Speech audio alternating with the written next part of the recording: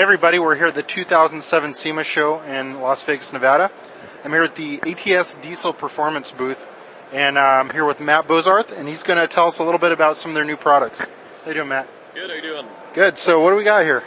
Well, I've been pretty busy this year. Some of the newer stuff for this year that we're working on is some of the turbo products. This system that we're showing on the Cummins motor here is for the 5.9, soon to be for the 6.7. So we're basically using the factory charger up top, and then the kit comes with a manifold, your intermediate manifold, and then our MST variable turbo for the bottom, and that allows you to turn that into a compound system, which allows you to get really fast reaction time.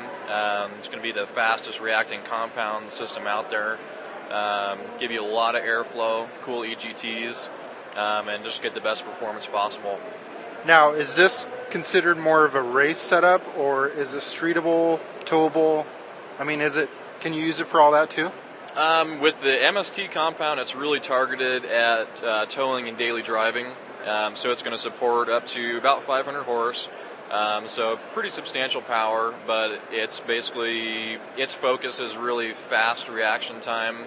As soon as you tip into the throttle, the boost is going to come up right away and allow you to do the daily driving and the towing, whereas the other systems that we're debuting, like the big competition compounds and the Aurora standard compounds that we've had out, are going to be for a little bit more hot rod, higher horsepower. Gotcha. So this is definitely built for the road then? Yeah, that's definitely the road setup and the hardcore towing package. So Matt, this is it's one big hoss of an intercooler. That's all I can say. This thing is humongous. Looks like it should go on a Peterbilt or something, but what's the story behind this? Well, this is our Sub-Zero intercooler, so this is something we're debuting for this year. Basically, everybody wants to be able to pass their boost through the system a little bit faster, get some good velocity and better cooling and condensing. So that's what that's all about. Basically taking that to a bigger footprint and helping that air get cooled down more, so that you're helping your power out, helping the output out. So the Sub-Zero is new for this year, debuting that. And to back up the rest of the package, we have upgraded fuel system. So continuing through with more power, we have our twin CP3, which is our dual pump setup, and basically just rounding out the package, putting everything together. Looks like totally TIG welded end tanks and everything. Is this built to take some punishment? What kind of boost levels could this support?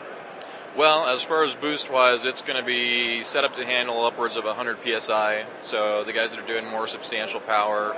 That's been one of the big issues with the factory stuff, is the end sections cracking and having boost-related failure, so this takes care of that. They've been pressure tested, and we'll put them on the trucks that guys are really kind of tinkering around and playing with to make sure that they'll handle the big boost.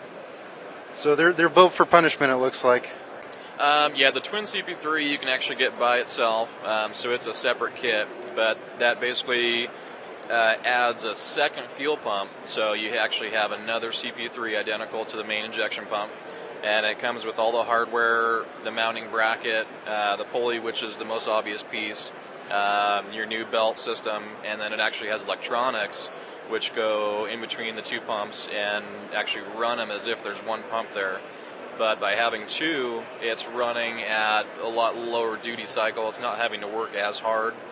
But when you get into the throttle hard, then both pumps are going to come up and give you the big fuel supply. So I see you have some new diff covers here. Yeah, all the diff covers are full production now. So that's something else that we're debuting this year. We're doing them for all three brands. So you have the Dodge, Ford, and GM available. On average, they're adding about 2.5 quarts.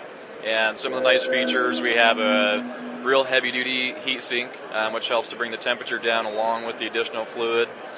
You have a plug for fill and a drain plug on the bottom, and then they have the tap port that you can put a temperature probe in. So it's kind of a nice finishing piece and a real big deal for the towing guys that need that extra durability.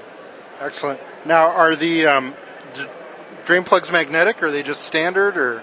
Yeah, it's actually about the same design that we're running on the transmission pan, so they do actually have the magnet. One of the big functions is when you're servicing, you can take the plug out and just see if you have any type of debris collecting, so that way you might know that something's going on with your gears. So it's almost sort of like a diagnostic tool. Yeah, exactly. Matt, thanks for your time. You got some really neat products, and you definitely have a really strong name with the diesel enthusiast community, and we can't wait to see what we're going to see here at SEMA next year.